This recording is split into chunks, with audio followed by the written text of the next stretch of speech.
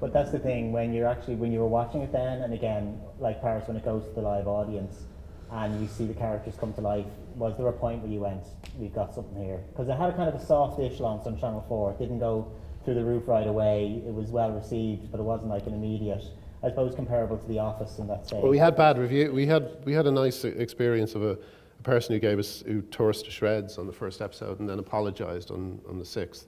So that was great. And there were a few examples of that. It kind of, yeah, it took a while for, especially in Ireland, I think it took a while for people to realise that it wasn't some sort of British plot or something, you know.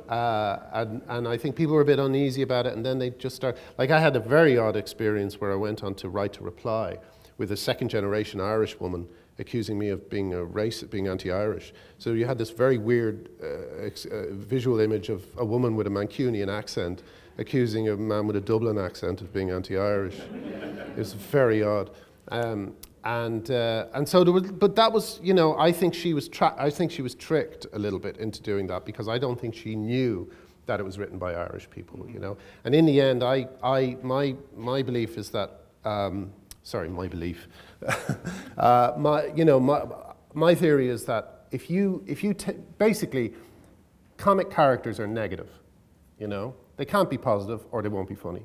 So if you're saying that Irish characters can't be negative or can't be shown in a negative light, then you're essentially saying that Irish people are not allowed to be in comedy, you know, on UK television. Because they'll laugh at us, they'll laugh at us. And I was like, I just thought this was a ridiculous argument. And it was just preventing people from, you know, hilarious people like Patrick McDonnell and Joe Rooney from being seen by, you know, English audiences.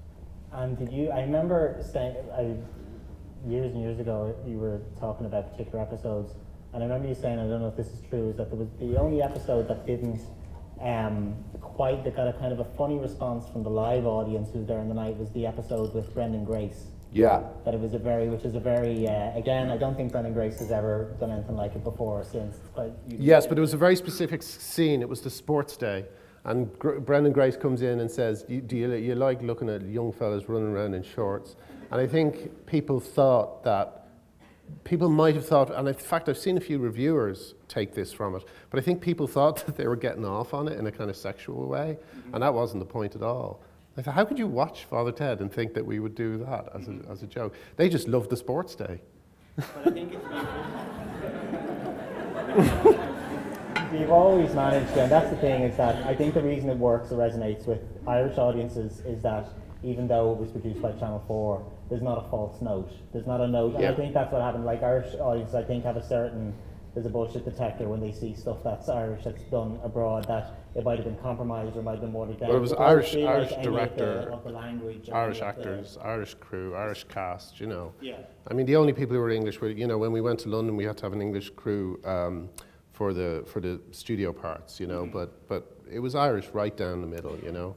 And we wouldn't let any. The only thing I ever felt slightly embarrassed about was the deliverance joke in the first episode, where I just thought, you know, as well as that they put this kind of fiddle music on it. And you know, we always said, don't put any traditional Irish music on it. I'm not a fan of traditional Irish music. I don't like being associated with it.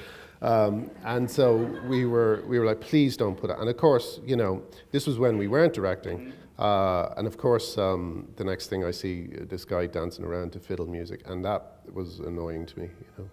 And so as it went on, so say it rolled in, was it immediately commissioned again?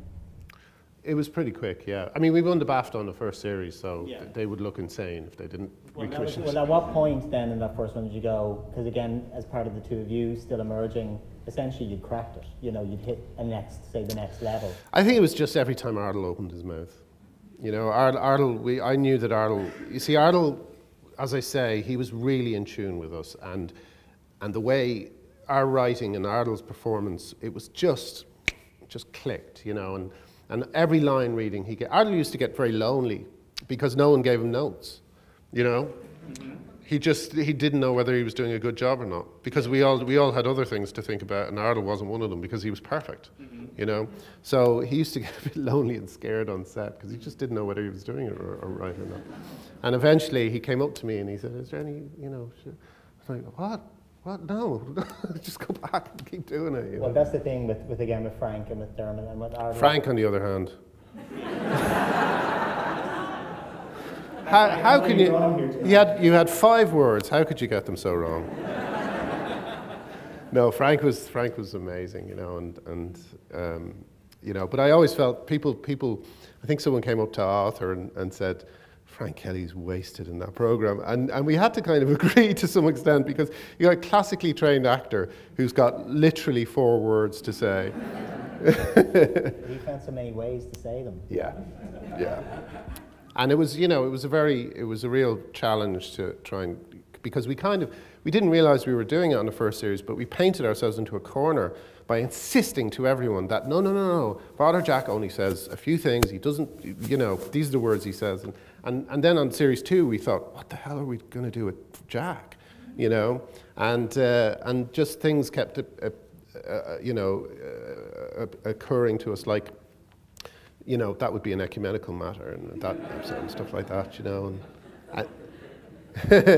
And suddenly the actual, the very narrow parameters of the character actually led to jokes like that, and we realized that we could have a lot more fun with them. When it came to second series then, do you feel like you got more confident with it as you went along because you had the BAFTA? Yeah, but also because we now knew who was playing all these roles, and we could write for them rather than, you know, we didn't really, when we first started writing the show, I thought Arthur was going to play Ted, because Arthur always played him as you know, we started off with Arthur doing him as a stand-up character. And I was very annoyed at the whole idea that anyone other than Arthur would play him, but Arthur realized very correctly that he would have destroyed the show if he'd been in it, you know, because he's not an actor, you know, but, and neither was Dermot. Dermot wasn't a classically trained actor, but he certainly had more of a feel for audiences, you know. And then did it come to, say, the third series again? You did the Christmas special, which is quite a curious beast unto itself as well. Was that a challenge? Because that's the... It was really hard. And it's of all of them, it's a kind of a funny one, and it kind of pushes it and kind of funny. Yeah, I was very unhappy with it for a while, because to me it felt like 2 episodes just bolted together. And it went on too long. And I think as soon as something gets over half an hour, then you have to start using proper film structure. You know, you can't just depend on... Like every sitcom, the structure of every sitcom is the same. It's ABA. They are in a situation. B is the situation is disturbed for some reason, and back to A for the end. Everyone's back in the same situation. So it's very easy to write, you know. But films are A to Z. You're in a situation, this happens, this, B, C, D, E, F, J, and then Z, they're in a totally different situation than they are at the start. And once you get over 21 minutes, which is what Ted was, or 24 minutes, even if it's funny, it begins to feel repetitive, and you get a bit bored of laughing, and you need to invest it with some emotion or some heart. And as a result, I felt the Christmas special didn't really do that. But I'm a lot kinder on it now, because I kind of realized over the course of time, I kind of realized that it just didn't matter. You know, just there were so many jokes in it, and you know, people just forgave it, all that stuff, you know. And that's the thing, because it is a full-blown, there's a cult of Ted now, there's the Head Fest, and there's, you know, there's been any amount of kind of retrospective, you know, look at it, and it is still, it's taken on this afterlife. People know it off by heart, and it's just, does that surprise, like when you look like even now, all these years later, and we're going to go on and talk about the other stuff as well, do you ever tire of talking about it? Are you very, like, is it like a trophy that's always there? No, I'm very proud of it. It's probably, you know, I was saying to someone the other day, if my gravestone says Graham, Father Ted Linehan, I'll be a bit confused why they had to put it in the middle, but I'd be very happy with that. You know, I'm hugely proud of it, and I'm hugely proud of, you know, just something. There was nothing, and then there was something. There was you know, Irish comedy, Irish sitcoms, there was kind of nothing, and then there was something, and I'm very proud of doing that, you know.